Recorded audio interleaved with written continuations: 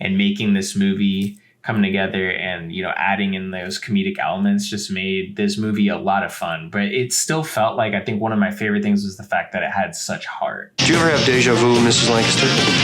I don't think so, but I could check with the kitchen. Well, it's Groundhog Day. Again?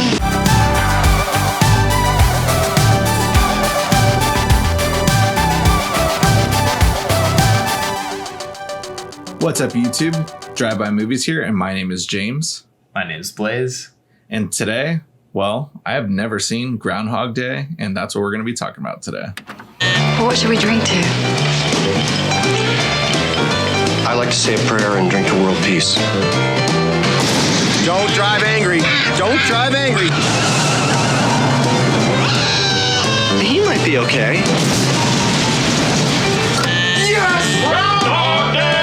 Life has a funny way of repeating itself. What did you do today? Oh, same old, same old.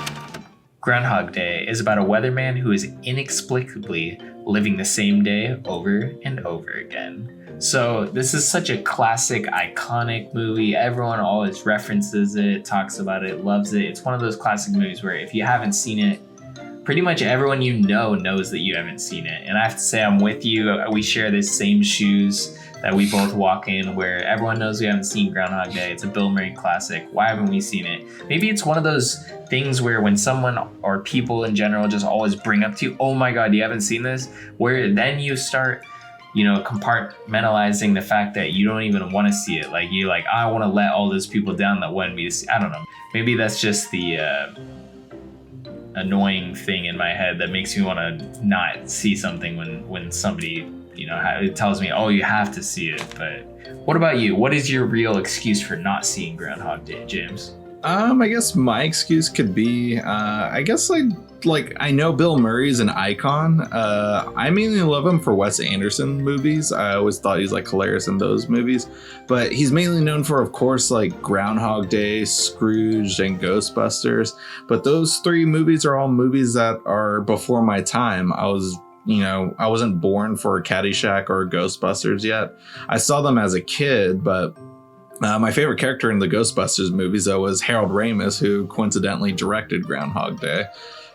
So it's a movie that I've always heard about nonstop because there's so many movies that are similar coming out like it. Recently we had Happy Death Day, and then Happy Death Day Part 2. Everyone said it's like Groundhog Day, but a horror film. Then there was also Edge of Tomorrow. Now it's been changed to Live, Die, Repeat, something like that. Both movies got great reviews. I actually really enjoyed Happy Death Day. Sequel, whatever. I wouldn't care for that one. But then also this past year, we had Palm Springs come out, another movie where it's, a time loop reliving the same day. And of course, people brought up, oh, it's Groundhog Day. So I just figured it's about time we watch Groundhog Day, especially because it was literally just the other day. So I thought it would work out perfectly for this, for me to check it out for this week. And I actually genuinely enjoyed this movie. It's not perfect by any means, but this is probably the Bill Murray movie where I understand why people like Bill Murray. He's just so likable within this movie, and I like that it's kind of like a Christmas Carol style movie where it's someone who's uptight, not the nicest person, doesn't appreciate the things that he has, and then just kind of has to learn from it. And he learns from it by having one of my worst nightmares ever, having to relive the same day over and over again. But it was your first time seeing it too. What did you think of it? Yeah, I have to say it was very enjoyable. It was just kind of I felt like a somewhat light movie. There was comedy here and there. You think the one thing for me is you really got to see Bill Murray's sense of humor in this film. And that was something that I always wasn't too familiar with beyond, the films like Caddyshack or Stripes and stuff like that. But this I felt was, pure. Bill Murray's the leading guy, so he's really the only one to really bounce stuff off of, here and there. So it was, you got to see Harold Ramis cameo. Harold Ramis was the director, and, those two kind of coming and making this movie coming together and, adding in those comedic elements just made this movie a lot of fun. But it still felt I think one of my favorite things was the fact that it had such heart. Oh yeah, I really just enjoyed the character changes that he makes. Throughout the movie, he's just getting nicer and nicer, but early on it kind of starts for like, you know, kind of sinister reasons, just to seeing what he can get away with, like just seeing him try to win his coworker over and just like realizing it's never gonna work and stuff. Like, you know, he's being nice the whole time and you like seeing that he's changing, but it's still ultimately just to get her into bed and stuff. And he's just learning from his mistake from the day before. But, you know, I love seeing the character growth, and just like it takes until he hits rock bottom to where he realizes that, like, you know, he can be so much more and such a better person and stuff. And that's really when it I like started to enjoy it a little bit more and stuff. There were some things like left open-ended where I was just like, okay, why is he stuck on this and how was he stuck on this? I don't ever need those answers, and you very rarely will hear me complain about that stuff. It's coming from someone who loves such bizarre indie movies that don't have an explanation. But because this is a mainstream movie, like I can't help but wonder and stuff, just because there's so much detail that went into like Happy Death Day and Palm Springs. But like at the end of the day though, that's not what this movie's about though, and still I enjoyed it. And it's actually really weird to see Michael Shannon in a little, not a cameo role, it's just like a young Michael Shannon before he's, you know, such a dark, serious actor currently. I actually have a funny story about that, because I thought it was him too. Like as soon as you like, is that Michael Shannon? But he's so young, it's really hard to tell.